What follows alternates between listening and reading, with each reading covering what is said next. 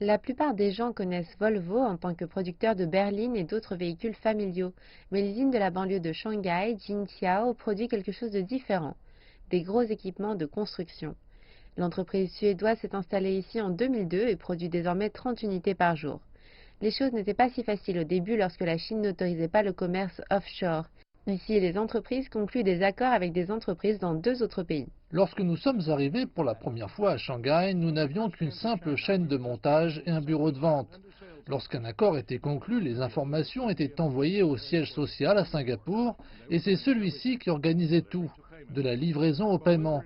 Alors que nous étions en contact étroit avec les clients, le paiement de la transaction ne pouvait pas être effectué ici. En conséquence, même si la succursale réalisait 3 milliards de yuan de ventes chaque année, elle n'a jamais pu les afficher dans ses livres comptables. En 2018, la société est devenue la première entreprise en Chine à conclure localement un règlement pour une opération commerciale offshore dans le cadre de l'initiative Ceinture et Route. Et c'est cette année-là que les ventes de l'entreprise ont atteint 1,8 milliard de yuan, dont 3 millions provenant du commerce offshore.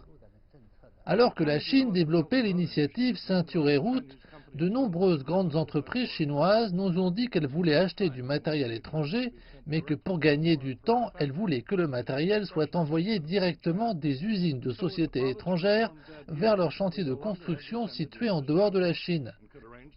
Et donc, avec les réformes politiques de cette année-là, nous n'avons plus eu à envoyer les termes de l'accord à Singapour, et nous pouvions alors les organiser comme nous le souhaitons. Nous pouvions tout conclure ici, ce qui signifiait que nous pouvions contrôler nous-mêmes la priorité du projet, ce qui était beaucoup plus efficace. Un an plus tard, la zone de libre-échange de Shanghai a lancé un centre de services de démonstration pour fournir aux entreprises de la zone qui le souhaitent de l'efficacité de pouvoir conclure des accords commerciaux offshore. Cela signifie qu'en Chine, les entreprises pouvaient conclure des accords commerciaux et gérer les commandes elles-mêmes, même si l'équipement pouvait être expédié de l'usine de l'entreprise située dans un autre pays vers un pays tiers. Les experts estiment que cela a été crucial pour attirer davantage de sociétés multinationales dans ce pays.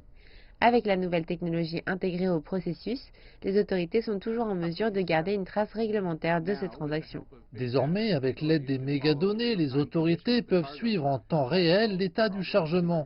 Cela résout le problème de la supervision. Les banques sont prêtes à fournir des services locaux de règlement aux entreprises en raison des notes de crédit élevées que cela leur donne. Chen Zele affirme que l'ouverture du commerce offshore présente de nombreux autres avantages à long terme. La promotion du commerce offshore peut éviter les frictions commerciales entre les pays. Le règlement réalisé localement signifie également que davantage de transactions sont payées en renminbi.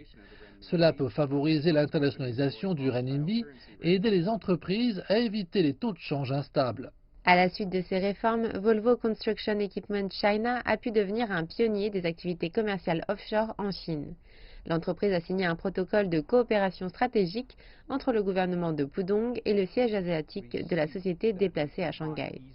Nous voyons que nous pouvons trouver facilement en Chine et particulièrement à Shanghai de très grandes compétences en langue, en éducation et des compétences professionnelles. Nous pensons donc que rien ne peut nous empêcher maintenant de faire essentiellement ce qui a été fait dans d'autres parties du monde et que le marché principal soit le siège social de notre entreprise.